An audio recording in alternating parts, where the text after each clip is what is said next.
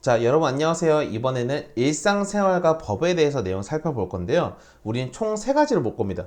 법의 의미, 법의 목적과 그리고 법의 종류와 특징, 그리고 세 번째로는 재판까지 이 세 가지를 살펴볼 건데, 여러분들 아무래도 법을 좀 어려워할 수밖에 없어요. 여러분들 아무리 생소한 내용이 있다 보니까 조금 더 상세하게 아까보다 좀 더 내용이 길어질 수 있다는 점 참고 바랍니다. 자, 우선 법이라는 것 자체 무엇인가를 보게 되면, 법은 아주 쉽게 말하면 누구나 무조건 지켜야 될 것이라고 생각하면 돼요.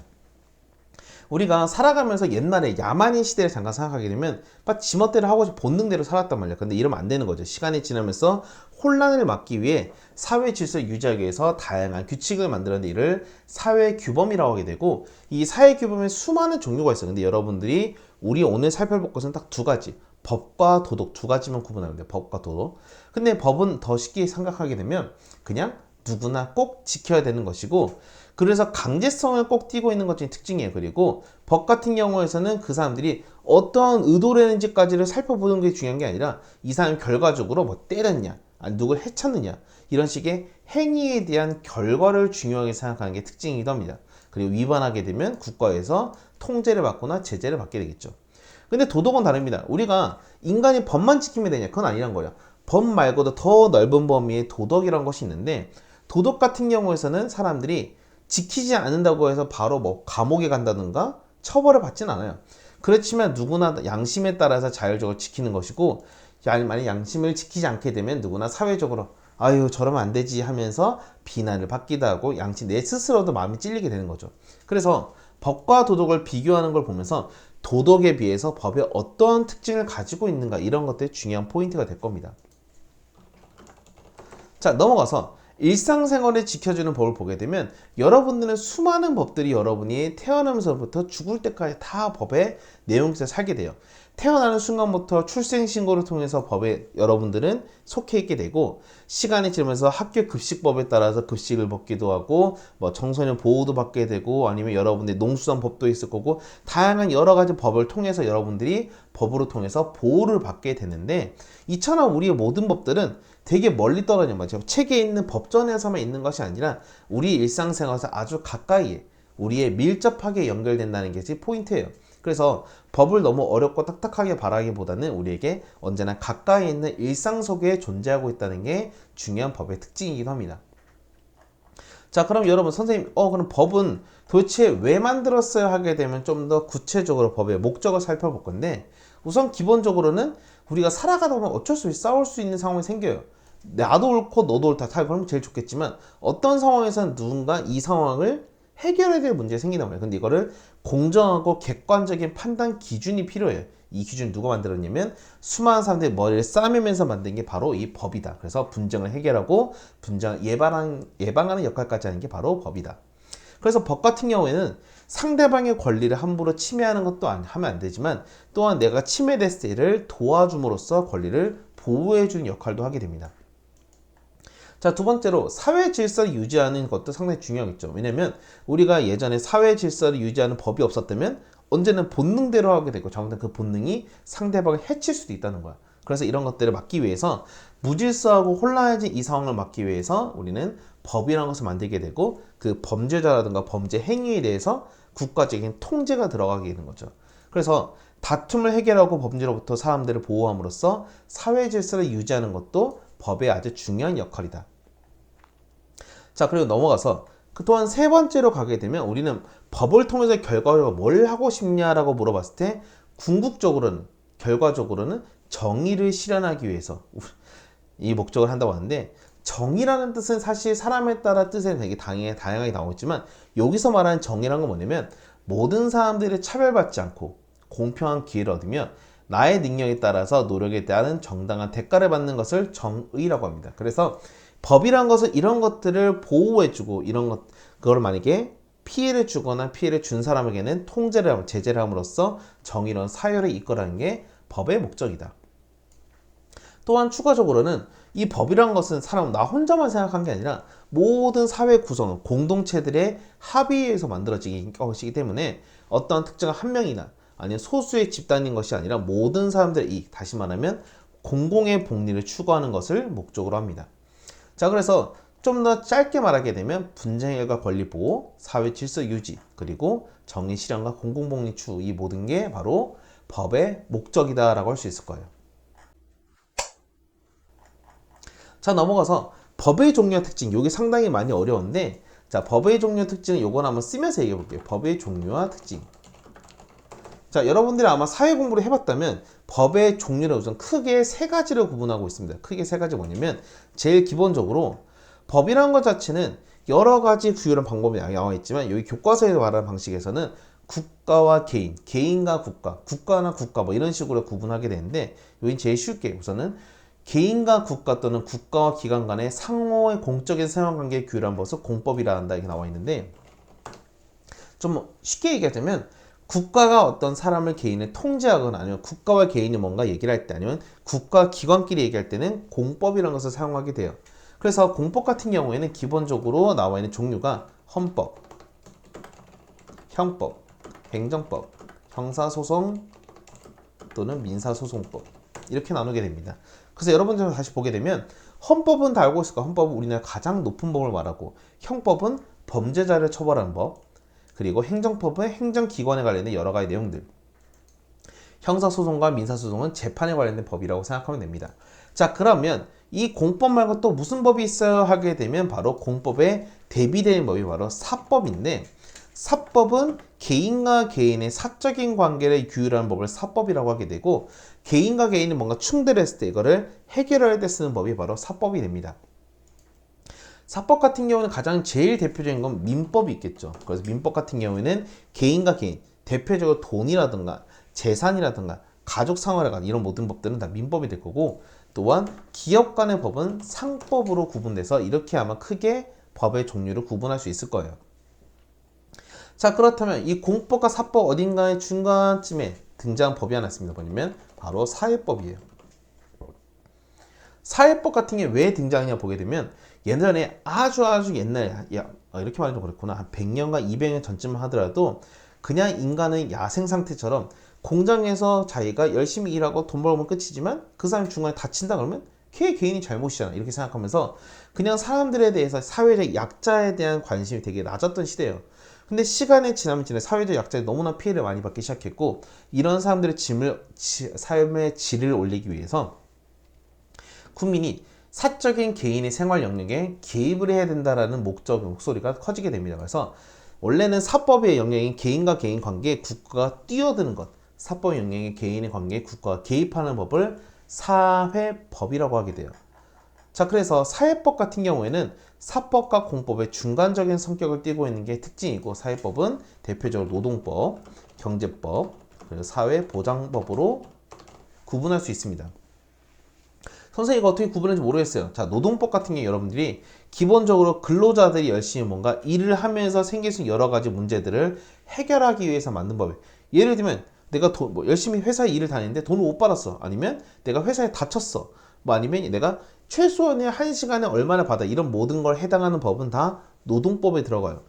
경제법 같은 경우 여러분들이 사실 경제법 같은 경우는 기업에 관련된 법이라서 상법과 좀 헷갈려 할 수 있지만, 상법은 여러 기업과 기업이 싸울 때 쓰는 법이고, 경제법 같은 경우에서는 기본적으로 일반적인 이 개인이 어떤 물건을 사는 이런 과정 속에서 공정한 거래가 아닐 경우 이런 것들을 보호하기 위해서, 더 쉽게 얘기하면 소비자를 보호할 목적으로 만들어진 법이 바로 경제법입니다.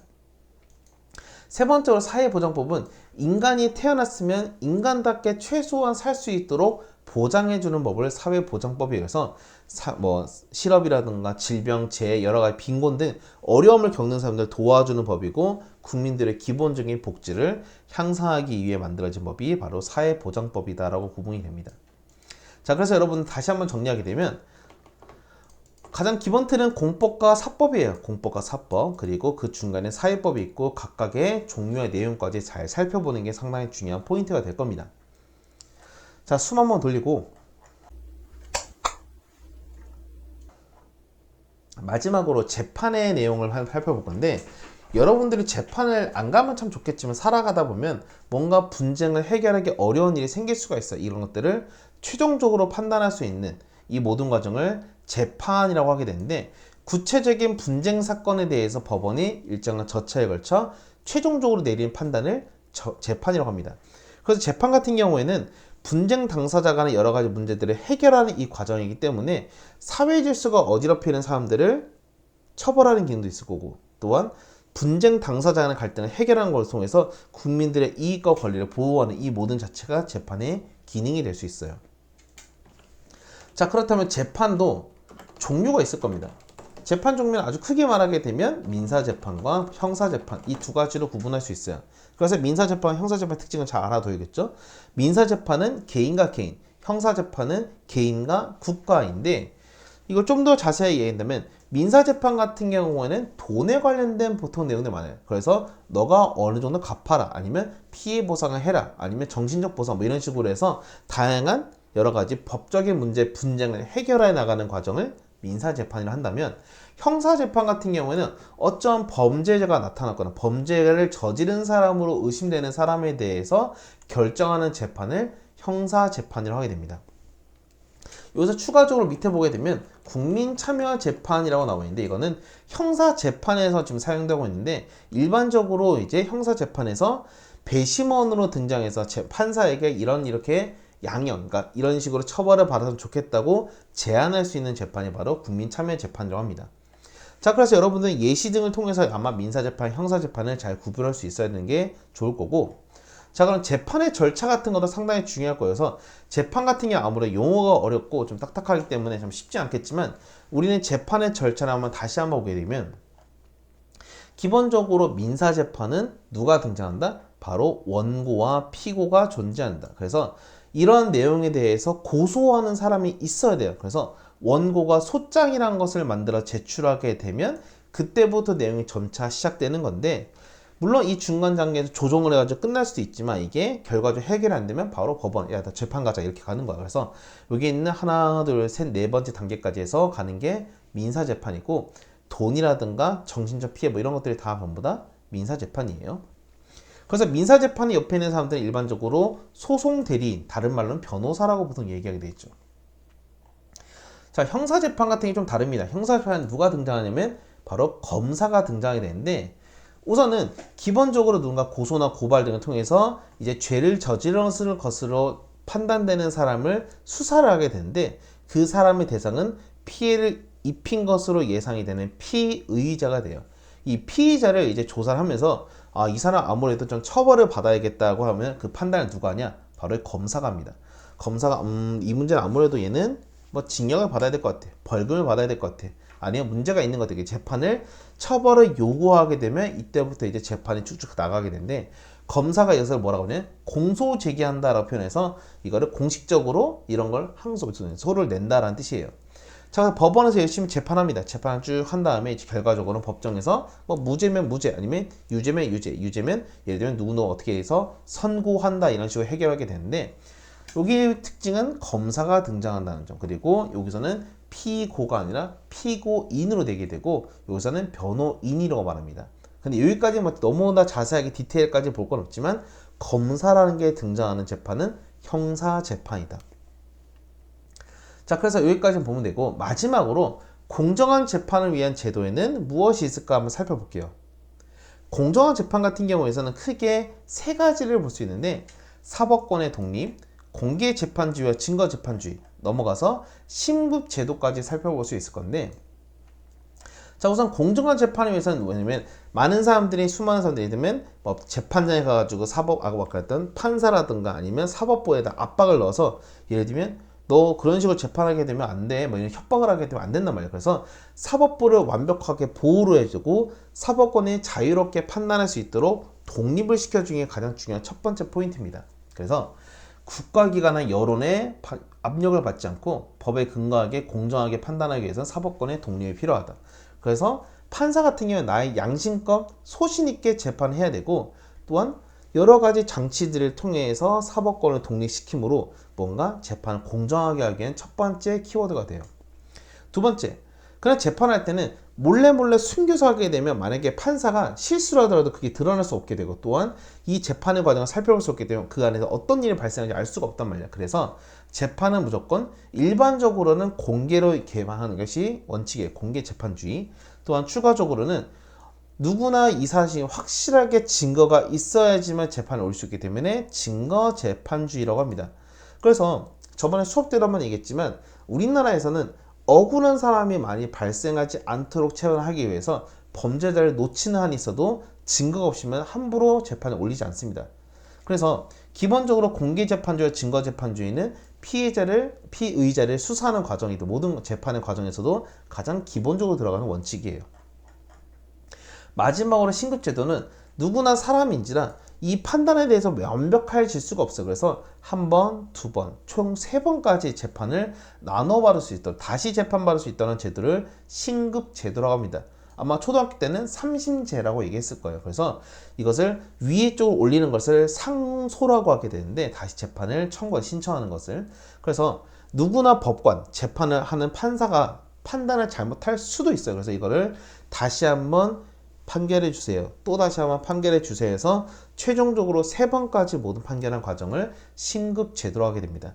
이건 다 어떻게 하냐? 억울한 사람을 최대한 줄이기 위해서 하는 방식이다라고 생각하면 될 거예요. 그래서 처음에 1심에서 2심 갈 때는 항소라고 하게 되고 2심에서 3심으로 갈 때는 상고라고 하게 됩니다. 그래서 여기까지 살펴보게 되면 최종적으로 마지막 거 한번 보도록 할게요. 그래서 우리는 대단한 마무리 보게 되면 자, 법의 의미와 목적. 그래서 법은 왜 만들어졌냐? 누구나 사회 질서 유지하기 위해서 만들어진 사회 규범인데 이거를 누구나 지킬 수 있는 강제성을 띠는 게 특징이다. 자, 넘어가서 법의 종류의 특징에는 공법과 사법, 사회법 3가지 큰 틀 나눈다고 했죠 아까. 그래서 공법, 사법, 사회법 각각의 특징과 의미, 종류까지 싹싹싹 봐야 되고 마지막으로 재판의 의미와 공정한 재판의 제도는 총 아까 3가지가 있었는데 다시 공정한 재판의 제도는 3가지가 있고 재판 같은 경우에는 크게 2가지로 나눈다. 민사재판과 형사재판 그리고 재판이 이루어지는 과정까지 살펴보게 되면 여러분도 법은 끝나게 됩니다. 자, 사실 외울 게 많아요. 선생님이 설명하는 것보다 외울 게 더 많다 보니까 좀 어려울 수 있겠지만 한번 알아두면 나중에 여러분 살아가는데 상당히 큰 도움이 될 거니까 여러분 법까지 잘 마무리하고 이 영상도 여러분 반복해서 보다 보면 훨씬 더 잘 외워질 거라 봅니다. 이번 시험도 화이팅하고 1학년 잘 마무리하도록 합시다. 여기까지 할게요.